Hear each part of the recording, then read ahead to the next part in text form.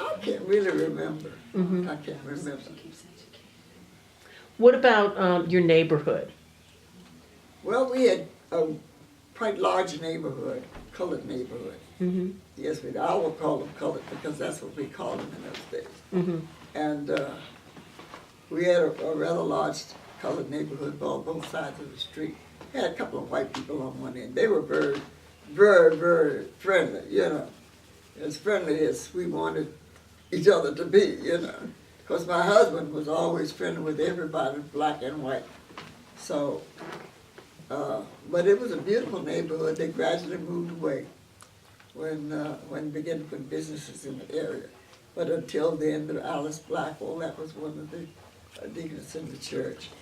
And Reverend Terry, Miss Thomas, Margaret Thomas, was on that street. Al and French. Edith French? No, nothing that Edith. What is Ethel French? And let me see what else. And I said Alice Blackwell, didn't I? And then there was Margaret. Margaret, I think her name was, her sister was there. I can't remember her last name. I guess her name was Margaret French, I'm not sure. Were they all members of First Baptist? Miss Alice Blackwell was. Margaret Thomas was.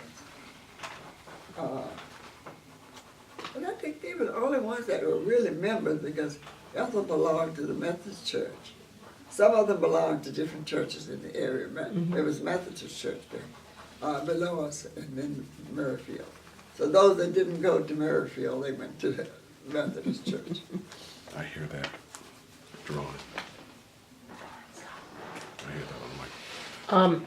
So what type of activities did the women do in the church? Did you all have a knitting group, or did you do They had anything? different clubs, but I didn't know it was in all of them, but I knew some of them were drama clubs, and they called them clubs then. We don't call them clubs now, we call them ministries. But they had a drama club, they had a helping hand club where they would go out and help people in the neighborhood. And the Willing Workers Club. I was in the Willing Workers, but I can't remember what I did. But I do, it was always something that we were doing there for the benefit of the church. What kind of assistance did people in the community need? Do you remember? Did they need food or clothing or? Really, I don't know because I wasn't in any of the ministries for that or the clubs for that. And as I said, I had my family to go back, so I was more concentrated on the areas that I was doing work in. And I had 3 or 4 of them in there at one time. When you were raising your children, did you feel like you had to protect them from segregation? Did you feel worried for them at all? No, I didn't, because I think they sort of understood how far they had to go. And we seemed to work through it pretty good. Because I couldn't say what my children did, because they were out there doing some things I didn't know, that could have been done. But I hadn't had any big time complaints until they desegregated the schools. That was when the biggest one came in. So what were when they desegregated the schools, what were the big complaints? They just didn't want to leave the black school. And once they got in there, they didn't want to leave it. And they were afraid I think they were afraid they were going to get in there, and they would bring them into the school, but yet put them in second-class people anyway, And it took time to find out whether they would do that or whether they wouldn't. Do you think they did that? I think at time, yes, they did. They did.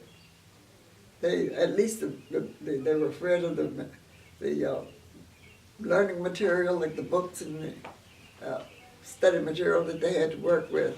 They were afraid of that, but that seemed to work out pretty good. Do you remember what schools your children went to first? If you can't remember, that's okay. I know that there was one in Oakton, I think. I know that was a high school they went to. Marshall. And Marshall High School and then Oakton. How many children do you have? 6. 6? You want to give their names for the record? Well, Addison Wells was my oldest son. He died with the pneumonia, not pneumonia, but a heart attack. And then there's Brock Jr. and Teresa, Jeanette, Howard, and Inez. And I know you're very proud of all of them. Oh, yes, I am. Now, did all of your children go through Maryfield? Yes. And they were involved in the Sunday school when you were there? Oh, yes. What's her husband's name? And what's your husband's name? Brock, B-R-O-C-K, Brock Wells. Okay. So what other things did you do as a Sunday school teacher? Thank you. Oh, my goodness, what I didn't do. Oh, I don't know. Well, then I became a superintendent of the Sunday school. And I was superintendent for 18 years. I retired with that duty in 1990. So, it's 1990 or 1999. Anyway, it hadn't been too long that I retired from that. Most of the time, after I was made superintendent of the Sunday school, I was secretary of the deaconess ministry. But after I was made superintendent, I just worked so long in that area that was really pretty much almost a full-time job along with. Then I gave up the choir. What were you doing? My daughter took that. So when you were in the old church, where did you all have Sunday school classes? We had classes in the regular one room. There where the pews were. One group would be on one side, and the other would be on the other side. And one group would be in the back. So we didn't have rooms at that time. Okay. So we just did it in the church. And who was the superintendent then? Clarence Gibson. Okay. And so when you became superintendent, what were some of your main duties? Oh, my goodness. Well, first of all, we had a meeting once a month, once a month. And we discussed the needs and the curriculum and what we were taking in. At one time, before they put all the money into the main treasury, we kept our own money. And we kept it up to par, too. We turned in our reports every year. We turned in our reports of what we've done and how much we turned into the general treasury and how many students were there. We kept really going good.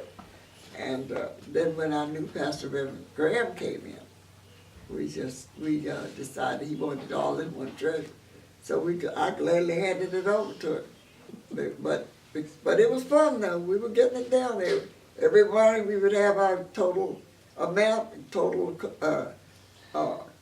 attendance turned in and when we did it at the end of the year, we had this chart, almost like one of those charts they have on the TV, on the computer now. We had it all laid out, but it worked out very well. So I soon gave that up. So I can't tell you who's there now.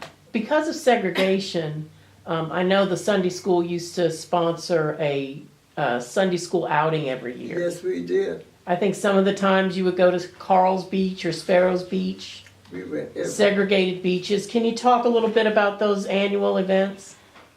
Well, we did that even before I came to Maryfield in the Sunday school, so that ran in our blood, my blood anyway. But once I came to Maryfield, we did lots of trips. We just didn't go to beaches. We went to different areas like Holy Land, USA, up north there somewhere. I don't know where it was now. And we went different. Every year we did something. The Sunday school sponsored the trip. Of course, the church followed right in with it, so it actually made it a big church trip, but we sponsored it. And in the beginning, these were segregated, correct? Yes. I'm trying to think now Yes. how this was at the beach. Well, I know Sparrows and Carl's Beaches were segregated. Yeah. As I said before, we had gotten so used to it until something drastic came along. Right. That made it hammer you right on it, then you have to stop to think. But there were some things that we were used to and that we just didn't do, and we didn't bother us. Mm-hmm.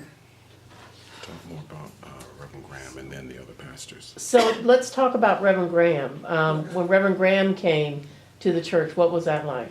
Oh, we had Well, just- before we ask that, you're in the old church and you all decide to build a new church. yes. Thank you. How did you all start raising money to build that new church? I really don't know how the diggers did it.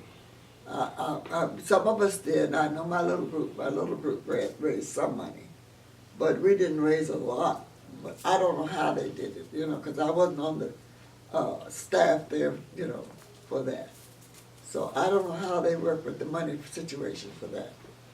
But I do know that at one time it was taking so long to get it done, till the 3 officers in the church, pastor, the chairman of the deacon board, and the trustee board, decided that they had enough to do to get started with it anyway. So they started it and got it up to the basement. And then they put the top on the basement. And we worked for 11 years in there, using the basement, as our eating place and the things like that. And the baptismal pool was Yeah, there? the baptism pool. Okay. So so you have the basement with a roof on it, Right. using it for 11 years. Yes. And then you start the rest of the main sanctuary. Yeah.